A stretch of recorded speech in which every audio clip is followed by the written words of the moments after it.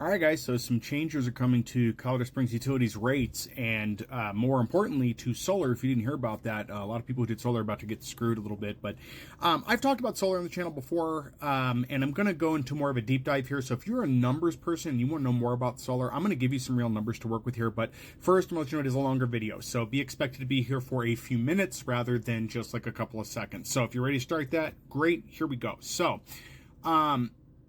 what's going to happen is the rate at which solar customers are getting the payback, or the reduction, if you will, is going to change because CSU has determined that it's unfair to customers who are going to be paying on off-peak hours. So essentially, if you were solar and it was an off-peak time, you weren't going to see any rate changes. But regular customers, well, because they're going to peak rates on charging is what CSU is going to do. And I forget when the date for that is. But also, just a side note here, your city council is the one who decides stuff for the Board of Utilities. That is linked, so you can do with that information what you will. But I have long said, though, that solar is something you do because you want to be more green. It is not because you want to save money. And there's a bit of sunk cost fallacy within solar, and I see a lot of people do some really bad math and try to tell me that it's totally worth it when they're missing out on some stuff. We're going to go over some rough numbers. Now, at this point in the video, I welcome anybody who would like to provide me with actual details of their bill, the cost of their solar install, or anything else. You can bring that to me, and I'll be glad to review those numbers with you. I find more information better, but to this date, anybody I have approached to talk about solar numbers with has not wanted to talk about it, and that does not shine a good light. So I'm going to bring up some numbers here for reference. Let's get into it, guys. So for quick reference, if you Google Colorado Springs Utilities or CSU residential electrical rates, you're going to get this webpage will come up. It's just a single graphic. This is good as of July 1st, 2025. It'll show you rates there. I'm going to get you a little bit more zoomed in on that side. And here are the current rates. You can kind of ignore the time of day because you can see it's already just one panel. So, I mean, the standard. So you can see what's there for the electric rates. And you'll see what there is there. I'm going to read you an explanation of some of these numbers on the bill, because I'm going to actually show you my most recent electric portion of my bill. But just for reference, there's the numbers. It's about 0.066. That's what I'm going to go with because that's the electricity capacity charge, and you'll see why that's important in a moment. All right, and here is the electrical portion of my bill. This is kind of public information, but not. But you can see there why I'm going with the 0.00. It's highlighted because that's the common number we're going to see in these bills. The rest I'm going to leave the same because we're going to do a rough estimate, and I'll show you why. And I'm going to show you why, to me, solar is not worth it. So you can see there that the monthly total for my electric, the 32 days, was $144.07.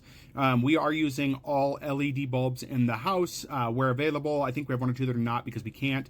And I have a computer that runs pretty much all the time. We don't watch TV a lot. We don't use a lot of other utilities in the house. So just kind of the general use of day for stuff is what there is. All right, so I'm going to throw some quick information at you here. I don't have charts made up, but I pulled the numbers. You can Google all this for results. A lot of this is coming from solar companies, and then I basically took averages from what the solar companies provided in their sales pitches, and then corroborated that with data that's Googleable by various sources that go over energy. So basically, each panel installed in the home, each separate panel only produces 0.4 kilowatt hours. That's it. So most home setups, you're going to see 4 or 5 panels. For this estimate, I'm going with a 5-panel setup. There's reasons for that, which is cost. And so we're going to say that would be the entire setup per hour would be 2 kilowatt hours per hour of sunlight on those panels, because 0.4 by 5, basic math, you guys get the idea. And then most estimates say that you're getting about 5 hours per day. We're going to use those real world conditions because you absolutely know we're getting it perfectly 5 hours a day, but whatever, we'll go with that setup. So that means 5 hours a day at 2 kilowatt hours per for the entire setup means that you're getting 10 kilowatt hours a day, right? So 2 kilowatt hours per hour of direct sunlight by 5 hours in the day, that's 10 kilowatt hours per day. If we do some math and put that over the 32 days in the bill example I gave, that's 320 kilowatt hours of energy produced for that 32-day span. Okay, so that's the number reason that 320 is what we produced. All right, so here is I put this in a graphic real quick. Here is the pre-solar estimate is what that bill was for, the 144.07 we can see at. I did some rough math here, reducing that 1025 to 705. You can see in there the kilowatt hours. Obviously, if I'm producing 320 kilowatt hours, I'm not using the 320 kilowatt hours, so we deduct that from the 1025. And so now we're left with 705 kilowatt hours. There's my new bill after having the solar installed. I'm saving a little less than $40, right? And I'm sure a lot of people are like, That's great. That's still money saved. You did it. But there's a problem with it. Solar is not free. In fact, you have to pay for it. And yes, there are tax incentives. Now, some Googling around and looking at estimates from both solar companies and aggregated data on Google led me to see that the pre-tax incentive cost for an average solar system is $30,000 to $35,000. And again, if you have information on what you paid for your system, I'd be glad to factor a whole workup on that and see what there is, but nobody's providing information. Solar companies will not tell me. They can never tell me the average cost. When they come to my door, they will not tell me. So the tax incentives and rebates equate to about a 30% reduction in that cost. So your actual range after that is $21,000 to $24,500. And the payback time, this is the time it takes you to pay off that loan, is anywhere between 7 to 10 years. The break-even point on your system where you're not owing money on it anymore is 10 years average. That comes from the solar companies based off their loan estimates. So you're like, so how bad can it be? I mean, I've got this solar system. It's going to pay me one day, right? Also keep in mind that in 25 years, you're going to have to look at replacing the entire system because solar panels do deteriorate over time, which also means over that 25-year span, their output is going to decrease. So the benefit you're getting in terms of kilowatt hours is going to decrease over time. And you need to clean those panels off because they get dust, dirt, and everything else. Anyway, so if we look at that and we say you're going to have it for 25 years, but for the first 10 years of that, you're going to have to pay it off. You're going to have to get a loan or a second mortgage. Now, average rates online, this is hard to tell because these are very rough numbers. I don't know everybody's credit scores. So 4% to 17% is the range I was able to come up with based on second mortgage rates and rates based off of if you want they're a private solar company, right? That's what they have in there because they're going to want to make their money too, right? Because they want that money.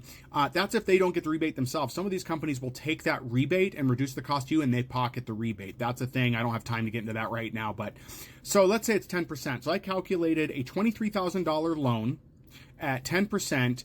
With 10% interest, that means your monthly payment on that solar system is $303.95. Somebody please tell me how any loan on a solar system greater than the $40 that you would spend or save is going to be worth it over 10 years. It's not. And for me, it's not worth it. So again, it always has been a case of if you wanted solar, you did it because you wanted it, not because you were trying to save any money. And a lot of people have sunk cost fallacy. And I say that because after they put in 10 years worth of money into that, they have to believe they're saving money. Or there's this weird sleight of hand. People are weird about this. They think by saving $40 in their electric bill, even though they're paying into a loan, somehow they're saving money. You're not. You're paying at least $60 more if you're lucky enough to have a $100 a month, repayment plan on that solar system. So again, solar is not worth it. It really never has been. It's something you do if you have the money and you want to be green is what you do. It's the same as saying, I'm going to save so much money by buying a Tesla. You might save a little bit of money on charging costs depending on where electric rates are, but that monthly fee is going to be more than what you're going to pay in gas. And people will not admit to that. They cannot equate that. For some people, it may be true. Absolutely. But not enough on the whole that it matters. But again, people get into that sunk cost fallacy of, well, I've already dumped all this money into it. I've already spent $70,000 on a Tesla. I've already spent $35,000 on a Tesla. I got to keep doing this. It's got to make sense at some point. So solar's not worth it. I would not advise doing it. And the changes that are coming are going to make us even worse on solar customers.